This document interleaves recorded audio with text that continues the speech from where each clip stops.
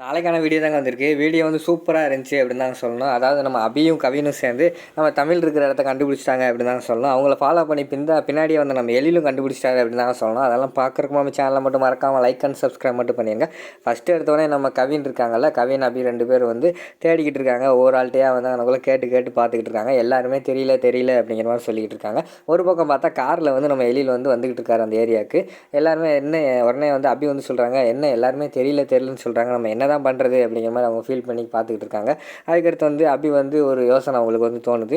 அதை வந்து கவின் கிட்ட சொல்கிறாங்க, இங்கே பாரு கவின், இப்போ வந்து நான் தூரத்துலேயே நிற்கிறேன், இங்கே இருக்கிற ஒவ்வொரு வீட்டிலையா நீ போய் கேளு சரியா, அவங்க வந்து இந்த வீட்டுக்குள்ளே இருப்பாங்க அப்படிங்கிற மாதிரி தெரிஞ்சிருச்சுன்னு வச்சுக்கோமே, உன்னை சப்போஸ் பிடிச்சாலும் நான் எப்படியா தப்பிச்சு ஓடி போய் போலீஸோட வந்துடுறேன் அப்படிங்கிற மாதிரி சொல்கிறாங்க. உடனே நம்ம கவின் வந்து பயப்படுறாரு, என்னை விட்டு நீ தனியாக போகிறியா, நான்லாம் போக மாட்டேன் அப்படிங்கிற மாதிரி சொல்லிக்கிட்டு இருக்காங்க. ப்ளீஸ்டா பண்ணுறேன், நான் கண்டிப்பாக போலீஸ் இல்லைனா அப்பாவை கூப்பிட்டு வந்துடுறேன் அப்படிங்கிற மாதிரி சொல்கிறாங்க. யார் அப்பாவா? அப்பா எல்லாம் வரமாட்டார். அப்பா அஞ்சலி மேலே பாசம் இருந்தால் கண்டிப்பாக அவர் தான் முதல்ல தமிழை போய் கூப்பிட போயிருக்கணும். ஆனால் அப்பா வந்து கூப்பிட மாட்டேன்னு சொல்லிட்டாரு, அதனால் அப்பா வரமாட்டார் அப்படிங்கிற மாதிரி கவின்னு சொல்கிறாங்க. சார் நான் போலீஸாக கூப்பிட்டு வந்துடுவோம்டா, எப்படியா தமிழ் இருக்கிற இடத்த கண்டுபிடிக்கணும், நமக்கு வந்து அஞ்சலி வந்து ரொம்ப முக்கியம் அப்படிங்கிற மாதிரி வந்து நம்ம அபி வந்து சொல்லிக்கிட்டு இருக்கிற மாதிரி காட்டுறாங்க. சரி ஏதோ பண்ணுறேன் வா அப்படின்னு சொல்லிட்டு ஒவ்வொரு வீடாக அவங்க அங்கிட்டு தேடி பார்க்க ஆரம்பிச்சிடுறாங்க. அடுத்து வந்து நம்ம வேலு இருக்கார்ல, வேலு வந்து பட்டு சேலை, அதுக்கடுத்து ஒட்டியானம் நகையெல்லாம் கொண்டு வராரு. உள்ளே கொண்டு வந்துட்டு, என்ன சுரர், சாரி உன் பேர் இந்த ஊரில் வந்து தமிழ்னே சொல்கிறேன், என்ன தமிழ் இன்னும் சாப்பிடாமல் இருக்கியா, நீ சாப்பிடாமல் இருந்தால் உன்னை வந்து விட்டுருவேன் நீ நினச்சிக்கிட்டு இருக்கியா அப்படிங்கிற மாதிரி வந்து கேட்காங்க. இல்லை மாமா என்னை விட்டுருங்க மாமா, தயவு சேர்ந்து விட்டுருங்க, உங்கள் கூட கல்யாணம் பண்ணி வந்தால் நானும் நல்லா இருக்க மாட்டேன், நீங்கள் நல்லா இருக்க மாட்டீங்க, 2 பேரும் வந்து கஷ்டப்படணுமா அப்படிங்கிற மாதிரி சொல்கிறாங்க. நான் உன்னை என்ன கல்யாணம் பண்ணுறதுக்கு சந்தோஷமாக இருக்குன்னு நினச்சா கல்யாணம் பண்ணுறேன், உன்னை வந்து அணுவாக கொல்லணும், அதுக்காக தான் நான் உன்னை கல்யாணம் பண்ண போகிறேன். 1 இல்லை 2 இல்லை 4 தடவை நமக்கு நிச்சயதார்த்தம் நடந்து நீ தப்பிச்சு ஓடி இருக்க. ஊருக்குள்ளே வந்து என்னால் தலை காட்ட முடியல, எல்லோரும் சிரிக்கிறாங்க, அவங்களுக்கு முன்னாடி நான் கெத்தாக நடக்க வேண்டாம், உன்னை கல்யாணம் பண்ணி ஊருக்குள்ளே போனால் எல்லாரும் வாய் என்ன அடைச்சிருவேன், அதுக்கடுத்து உன்னை பண்ணுற சித்திரவதையில் நீ தினம் சாகணும் அப்படிங்கிற மாதிரி வந்து நம்ம வேலு சொல்லிக்கிட்டு இருக்கிற மாதிரி காட்டுறாங்க. மாமா விட்டுருங்க மாமா, ப்ளீஸ் மாமா அப்படிங்கிற மாதிரி சொல்கிறாங்க.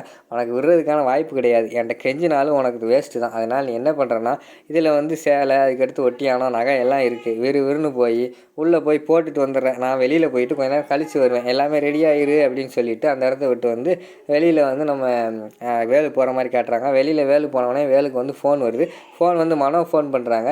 என்ன எல்லா வேலையும் முடிஞ்சா, கல்யாணம் பண்ணிட்டியா அப்படிங்கிற மாதிரி சொல்லிக்கிட்டு இருக்காங்க. இல்லை எங்கள் அக்கா வரணும், வந்தவொடனே நான் கல்யாணம் பண்ணிடுவேன் அப்படிங்கிற மாதிரி வந்து வேலு சொல்கிறாரு. இதையே தான் சொல்லிக்கிட்டு இருக்க, சீக்கிரமாக கல்யாணம் பண்ணு, உன்னை தேடி ஆள் வந்துக்கிட்டு இருக்கு அப்படிங்கிற மாதிரி சொல்கிறாங்க. என்னையை தேடி ஆள் யார் வாரா அப்படிங்கிற மாதிரி அவர் கேட்டுக்கிட்டு இருக்காரு. உன்னை தேடி அந்த எழிலோட குழந்தைங்க 2 பேர் தேடிக்கிட்டு இருக்காங்க, கண்டிப்பாக நீ இருக்கிற இடத்த கண்டுபிடிச்சிடுவாங்க, ஏன்னா நீ இருக்கிற ஏரியாவை கண்டுபிடிச்சிட்டாங்க அப்படிங்கிற மாதிரி சொல்லிக்கிட்டு இருக்காங்க. என்னை பிடிச்சிட்டு போ, குழந்தைகளா வரட்டும் அவங்களுக்கும் பாடம் புகட்டுறேன் அப்படிங்கிற மாதிரி வேலு சொல்லிக்கிட்டு இருக்காங்க. சரி சீக்கிரமாக கல்யாணம் முடிச்சிரு அப்படிங்கிற மாதிரி சொல்கிறாரு நம்ம மனம். சரி முடிச்சுட்டு உங்களுக்கு சொல்கிறேன் அப்படின்னு சொல்லிட்டு ஃபோனை வச்சிடறாரு வேலு. டக்குன்னு காலிங் பெல் சத்தம் கேட்குது. என்ன காலிங் பெல், யார் இந்த வீடு தெரியாதே அப்படின்னு சொல்லிட்டு போய் கதவை திறந்து பார்த்தா வெளியில் வந்து அந்த சிறுவர்கள் இருக்காங்க. இவங்க அது யார், நம்ம அபியும் அதுக்கடுத்து கவினும் இருக்காங்க. அவங்கள பார்த்தோன்னே யார் அவங்களுக்கு என்ன வேணும் அப்படிங்கிற மாதிரி கேட்காரு நம்ம வேலு.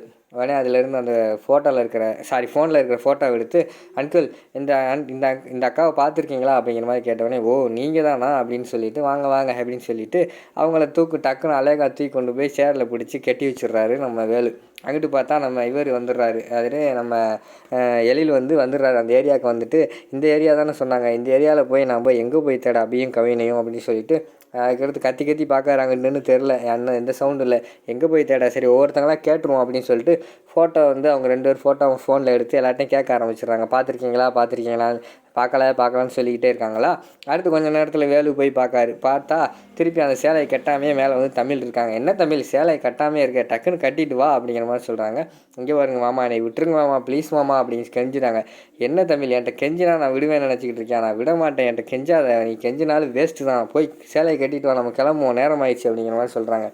சரின்னு சொல்லிவிட்டு அவங்களும் சேலையை சேலையை வந்து கட்டிட்டு வராங்க. கீழே வந்து பார்த்தா நம்ம அபியையும் கவினை கட்டி போட்டிருக்காங்களா. அதை பார்த்தோன்னே பயங்கரமான ஷாக் ஆயிடுது தமிழுக்கு.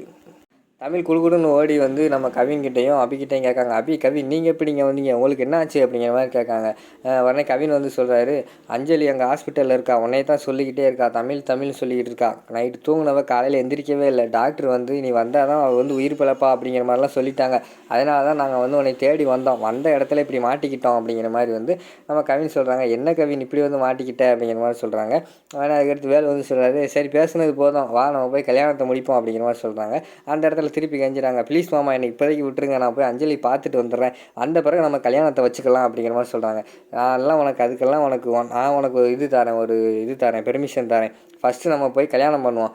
கல்யாணம் பண்ணிவிட்டு அதுக்கடுத்து நீ எங்கே வேணா போ, நீ அந்த குழந்தைகளே பார்க்க போ, எல்லாம் அஞ்சலி பார்க்குவோம், எனக்கு ஒன்றுமே கவலை கிடையாது, எனக்கு ஒரே ஒரு குறிக்கோள், உன் கழுத்தில் வந்து நான் இப்போ தாலி கட்டணும், அவ்வளோதான் அப்படிங்கிற மாதிரி சொல்கிறாங்க. மாமா ப்ளீஸ் மாமா விட்டுருங்க மாமா அப்படிங்கிற மாதிரி சொல்கிறாங்க. வா ஃபஸ்ட்டு கல்யாணத்தை முடிச்சுட்டு நீ எங்கேனாலும் போ அப்படிங்கிற மாதிரி கூப்பிட்றாங்க.